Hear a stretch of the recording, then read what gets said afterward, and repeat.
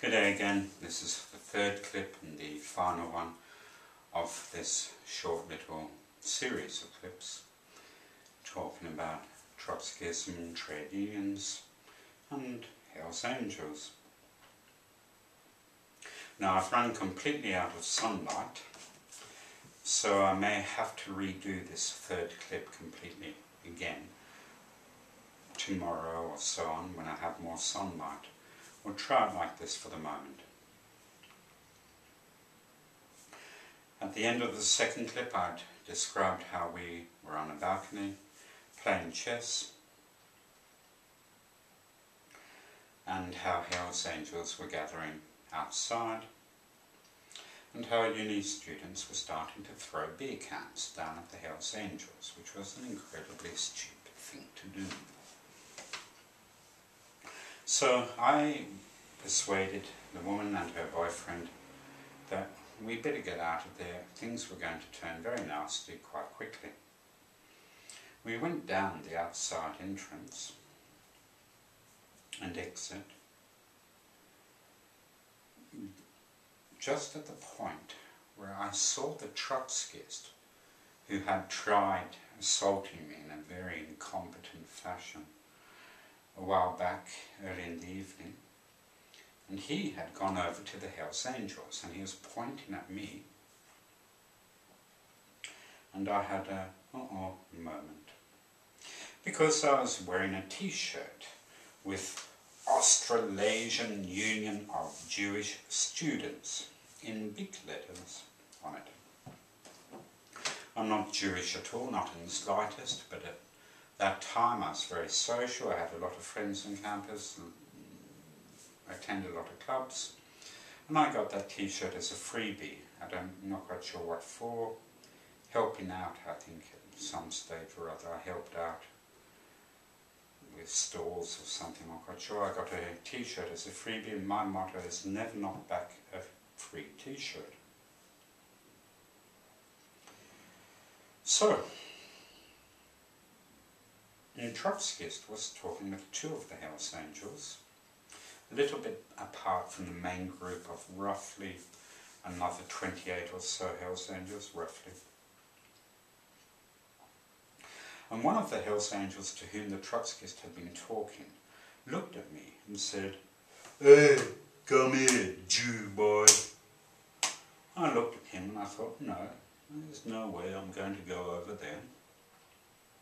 And I said to the woman and to the bloke, her boyfriend, we'd better get a bit of a fast move on. And just at that moment, the woman suddenly collapsed. Now, earlier in the evening, she'd probably been drinking fairly hard, like me too, like many others. And she'd been telling me all about one particular day, she was telling me this over a chess game, how everything was green on that day for her. Everything was green. Every bit of it had been green. And she said this with real emotion, but I was very young and very shy at that time, and I had no idea of what do you say back to somebody who tells you that the whole day had to be green for them. Okay, fine, they had a green day, yes, and more or less is my sort of approach to it. But for her it was something big. In any case, as I said, we'd been playing chess and drinking and talking. We got down to the main exit, and I said to her and her boyfriend, we better run for it, more or less. In just a moment she collapsed. Now what do you do if you're a bloke and some poor woman collapses in front of you, and there are 30 Hells Angels nearby, and a whole lot of really dark areas on campus? It's a big campus. What would you do? You would naturally pick up the woman and try to move her to somewhere safer, because these are not nice people, not the Hells Angels. It's kind of dangerous, isn't it? Well, I said to her boyfriend, can you please help me? And I started picking her up. And the boyfriend took one look at the two Hells Angels who are now advancing. Hey, "Come here, Jew boy, hey, come here, Jew boy, we want to talk to you, Jew boy." The boyfriend took one look at those two and he took off. He started running, leaving me completely alone with this bloody woman stretched out on the ground, completely comatose in front of me. I'm thinking, oh God, it's not my day. So I pick up the woman off the ground and I hoist her over my shoulders in a fireman's lift and I start running. Now, a woman would have been about in her early 20s and I assume probably weighed much the same as me, roughly, I'm not quite sure, anywhere between 60 and 70 kilograms, which is somewhere between 120 pounds to roughly 150 pounds, if you prefer pounds to kilograms.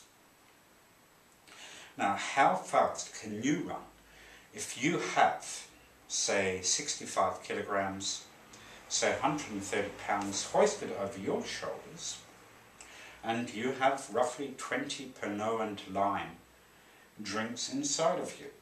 And the answer to that is not very bloody fast. Well, I don't know about you and your capabilities, but for me, I wasn't very good at running anyway. I'm not very good at running fast. So I'm going trudge, trudge, trudge, trudge, trudge with this woman hoisted over my shoulders. I was incredibly lucky because just at that moment, the other 28 or 30 or whatever Hells Angels suddenly decided they wanted to rush the security guards. So behind me, as I trudged away, carrying the heavy load, the other 30 Hells Angels rushed the two security guards, catching the Trotskyist and the two Hells Angels who'd been after me, right in the middle, literally. And there's a great big kerfuffle right at the door, really big physical confrontation. And the Hells Angels started forcing their way upstairs, and the two who'd been after me and the Trotskyists were caught in the middle of all of that. I just sort of looked and I thought, great stuff, and I started trudging away. And I trudged over the playing fields, the football fields, and I finally got to another pub right at the other end of the campus, another bar right at the end of the campus. This is a big campus with several bars. And I put the woman in a chair and I went, whew. And I said to the bar bloke, the bloke behind the bar, I said, "Give me a beer, please. Give me a schooner of 2 years old," which is what I drank at that time. A schooner is a very large glass. I needed it. I was completely out of breath. And the woman suddenly perks up, suddenly wakes up in the chair where I'd placed her, and she says, "I'll have one too." I thought, oh God.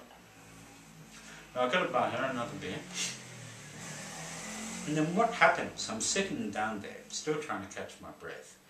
And you think maybe a small note of gratitude would have been in order for having borne her on my shoulders right across the entire length of the uni. But she didn't remember a thing about it. Been unconscious pretty much the whole time. Let's talk, and about 10 minutes later, her boyfriend turns up. This would be about 3 a.m. in the morning. So I just look at all of that. Her boyfriend, the one who deserted her, the one who'd run off, leaving me to carry literally the can, you might say. He turns up and they both disappear into the night, about 3:30 in the morning, to go home. And I'm just sitting there looking at my beer and wondering about the unfairnesses of life and whether the rest of my life would be like this. So eventually I just then walked out and jumped over a high wall to get back onto the highway, which ran past the uni, and started walking back home. Walked and walked and walked a very long distance and got to the other end of the campus. It wasn't on the campus. And there I saw a whole lot of police paddy wagons. They weren't allowed on campus as such because of state federal laws, but they were arresting everybody who left the campus. Everybody. And I thought, ha,